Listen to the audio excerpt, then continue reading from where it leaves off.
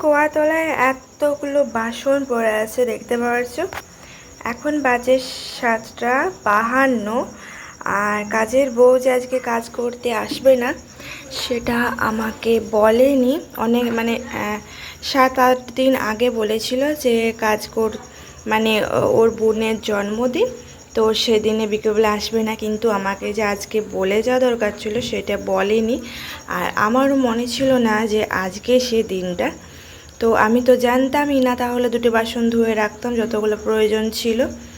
এখন এতগুলো বাসন পড়ে আছে কুয়ার পাড়ে, আর আমি এই যে ময়দা মেখেছি, ময়দা লেগে আছে।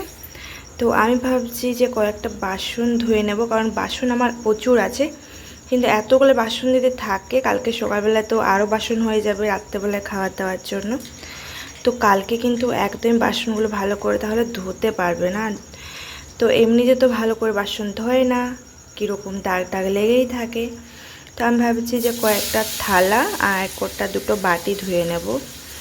আর এই পারলে কড়াইটা ধুবো, না কড়াইতে পারবো না, কারণ আমার এক্সট্রা কড়াই তো আছে, থালা বাসন আমার অনেক আছে এখনও। তাও কয়েকটা ধুয়ে নেবে, বটিনটা ধুতে হবে, তারপরে আর কিছু মানে কয়েকটা ধুয়ে নিচ্ছি। অনেকগুলো যেহেতু বাসন আছে, তো কালকে ধুতে গেলে কিন্তু অনেক ওর মানে কি বলবো ছবি ডাবড়ি রেখে দিয়ে চলে যাবে, আর না কাপড় তো থাকবে। তো এখন বাজছে তো 7টা 53 হয়ে গেল। তো আমি দুটো বাসন ধুয়ে নিই, তারপর আমাকে খাবার রান্না করতে হবে, বুঝতে পেরেছো? তো চলো। আর এই যে আমি এখানে বসে আছি, আমি কয়েকটা বাসন ধুয়ে নেব, তারপরে আমি নিয়ে চলে যাব।